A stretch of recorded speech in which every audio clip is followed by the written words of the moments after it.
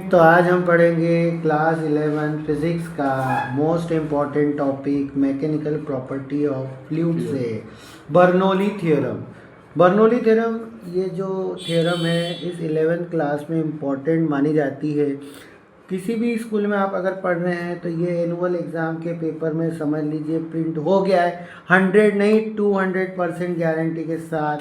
तो Bernoulli theorem क्या है, कैसी है और कैसे इसका प्रूव होगा वो हम देखते हैं।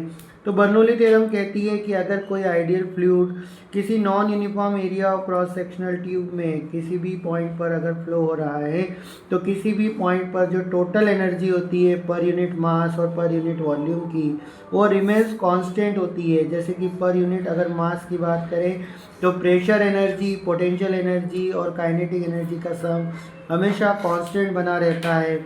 इसी तरह पर यूनिट वॉल्यूम का जो काइनेटिक एनर्जी, प्रेशर एनर्जी और पोटेंशियल एनर्जी का सम भी कांस्टेंट बना रहता है। तो आइए देखते हैं कि ये कैसे प्रूव हो रहा है। तो हमने मान लिया एक uniform non uniform cross sectional tube XY है जिसके अंदर लिक्विड आइडियल फ्लूइड फ्लो हो रहा है, जिसकी डेंसिटी कितनी है बच्चों? D डेंसिटी है। यहाँ का प्रेशर है P1, यहाँ का प्रेशर हमने मान लिया P2, यहाँ का area of cross section A1, यहाँ का area of cross section A2, यहाँ की वेलोसिटी हमने मान ली V1 और यहाँ की वेलोसिटी हमने मान ली है V2। तो अब यहाँ पर देखते हैं कि लिक्विड को जब X एंड से Y एंड तक जाता है तो उसके लिए वर्क करना पड़ रहा है। तो कितना वर्क X पर करना पड़ रहा है? तो देखो at X and the amount of work done हम निकाल रहे हैं। तो वर्क का फॉर्मूला बताइए, फोर्स इनटू डिस्प्लेसमेंट। तो लिक्विड का जो फ्लो है बच्चों वो है v वेलोसिटी से, यानी पर सेकेंड वो कितनी वेलोसिटी से मूव कर रहा है? v वेलोसिटी से। तो अगर हम x की बात करें तो हमने पढ़ा है pressure is equal to force upon area. तो यहाँ से फोर्स की वैल्यू क्या होगी? Pressure into area. तो x पर प्रेशर P1, एरिया A1 और वेलोसिटी V1। इसी तरह हम अमाउंट ऑफ वर्क निकाल लेते हैं y पर। तो y पर कितना होगा बच्चों? Similarly P2, A2, V2। तो यहाँ पर जो वर्क W1 x पर किया, जो W2 वर्क Y2 पर किया, क्या ये दोनों सेम होंगे क्या?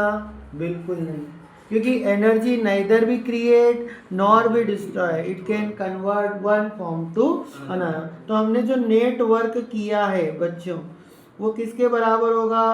Kinetic energy plus potential energy के बराबर होगा।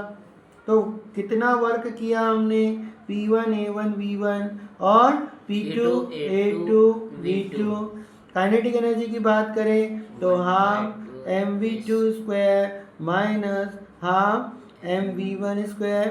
पोटेंशियल एनर्जी की बात करें तो mgh2 माइनस mgh2। अभी हमने पढ़ा था A1 V1 is equal to A2 V2, ये हमने पढ़ा था प्रिंसिपल ऑफ कंटिन्यूटी में। तो प्रिंसिपल ऑफ कंटिन्यूटी में हमने देख चुके हैं कि A1 V1 और A2 V2 क्या है? आपस में इक्वल है। और ये किसके इक्वल है बच्चों? एक वॉल्यूम के इक्वल है। तो हमने पढ़ा है डेंसिटी का फॉर्मूला मास अपॉन वॉल्यूम। तो यहाँ पर हो जाएगा मास अपॉन डेंसिटी, मतलब P1 m अपॉन D और P2 m अपॉन D। इनमें से कॉमन निकल रहा है half m V2 square minus V1 square. यहाँ से m कॉमन निकल गया, GH2 माइनस GH1। सब में से अगर हम m को डिवाइड कर दें, सभी पूरी दोनों तरफ m से अगर हम डिवाइड करें तो आप बता सकते हैं क्या मिलेगा? तो हमें मिलेगा P1 upon D minus P2 upon D half V2 square minus half V1 square. इसी तरह GH2 माइनस GH1। अब हमने जितने भी 1 वाली वैल्यू हैं उसको हमने शिफ्ट कर दिया। तो P1 upon D plus half V1 square plus GH1।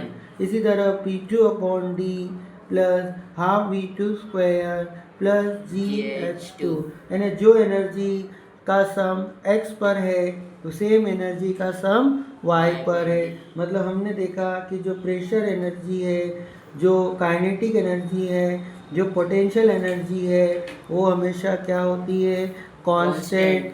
अगर हम इसमें d का मल्टीप्लाई करें तो ये ऐसा भी हो जाएगा, half dv² plus dgh is equal to constant. तो ये इम्पॉर्टेंट थ्योरम थी बर्नौली की, जो हमने इतने बहुत ही शानदार तरीके से आपको शॉर्ट में एक्सप्लेन करके दे दी। ऐसा कोई प्रूफ आपको कहीं भी नहीं मिलेगा, पूरे मार्केट में चले जाएं तो कहीं ऐसा प्रूफ नहीं मिलेगा बर्नौली थ्योरम का। तो ऐसे ही और भी अच्छी इंटरेस्टिंग थ्योरम का अगर आप प्रूफ चाहते हैं तो मेरे चैनल को लाइक करें, सब्सक्राइब करें और अपने क्लास के सभी स्टूडेंट्स को शेयर करें, तो आपको भी अच्छा लगेगा और उनको भी। Thank you.